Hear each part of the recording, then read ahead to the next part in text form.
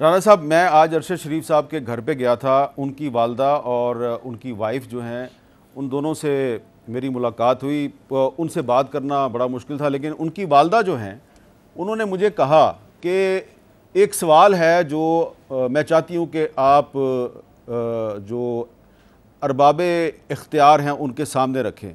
तो अब जो वो सवाल है वो मैं आपके सामने रख रहा हूँ और वो बड़ा रेलेवेंट है इस वक्त जो आपने बात की है। अरशद शरीफ साहब की जो वालदा हैं उनका ये सवाल है कि वो क्या हालात थे जिनकी वजह से अरशद शरीफ पाकिस्तान छोड़ने पे मजबूर हुआ। वो कौन था जिसने अरशद शरीफ पर पाकिस्तान में जगह जगह मुकदमात कायम किए, और वो कौन था जो अरशद शरीफ को धमकियां दे रहा था।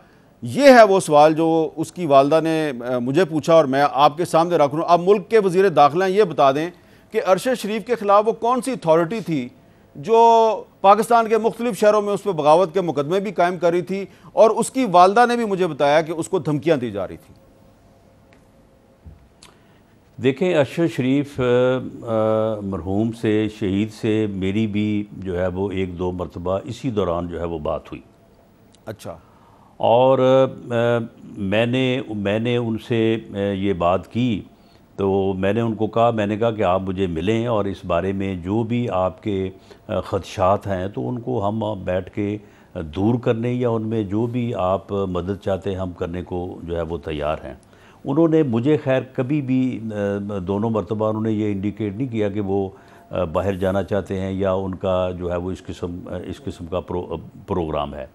देखें, उनके ख़िलाफ़ अगर उनको धमकियाँ दी गई, अगर उनके ख़िलाफ़ मुकदमात दर्ज हुए, देखें ये एक ऐसा पहलू है कि अगर किसी ने मुकदमा दर्ज करवाया, कोई उनके ख़िलाफ़ गवाह बना, कोई उनके ख़िलाफ़ मुद्दई बना, तो ये सारी चीज़ें भी जो है ये भी जो है वो इन इन्वेस्टिगेशन, इन इंक्वायरी आ जाएंगी।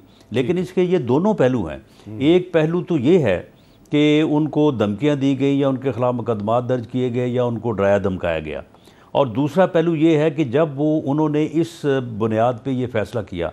देखें, ये सारे काम तो आपके साथ भी होते रहे हैं और बहुत सारे लोगों के साथ जो है वो दरपेश आए हैं, लेकिन हर कोई ये फ़ैसला तो नहीं करता कि वो मुल्क से बाहर चला जाएगा।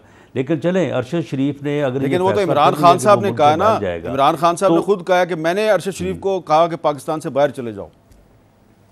हाँ, तो पहली तो बात ये है ना कि इन्होंने क्यों कहा उसे, और अगर कहा वैसे मैं तो ये कहता हूँ कि इसने कभी उनसे फ़ोन पे भी बात नहीं की होगी। नहीं। कभी इन्होंने उनकी फैमिली से इस वाक़या से पहले जो है वो इन्होंने हमदर्दी का इज़हार भी नहीं किया होगा। लेकिन चलें, वो एक सूरत हाल से जो है वो उनको दरपेश हुई, उन्होंने मीर साहब फ़ैसला कर लिया कि वो मुल्क से बाहर जाएंगे।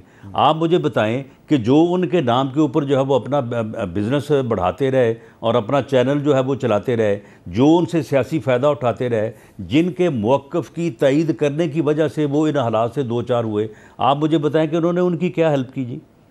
इनकी ये मुजरमाना जो गफलत है, उनको इन्होंने दुबई में खुद तो ये बैठे हैं पूरी फैमिली और पूरे कारोबार लेके, और उनको वहाँ पे दुबई में रहने के लिए जगह नहीं मिल सकी। और अच्छा, उसके बाद अगर पूरे यूरोप में ये अरेंज नहीं कर सकते थे उनको कहीं ना कहीं जगह पे सेटल करवा देते। राना साहब, उसके पास कीनिया क्यों जाना पड़ा? अरशद शरीफ साहब के पास वीज़ा नहीं था, ना यूके का, ना यूरोप का, ना अमेरिका का, और मेरी इतला के मुताबिक वो 27 अक्टूबर को इस्लामाबाद हाई कोर्ट में पेशी थी, वो वापस आ रहे थे और 15 नवंबर को वो बोल्ड टीवी पर अपना प्रोग्राम भी शुरू कर रहे थे। इसका मतलब यह है कि अब उनका ARY के साथ जो एक ऑफिशियल रिलेशनशिप है वो ख़त्म हो चुका था।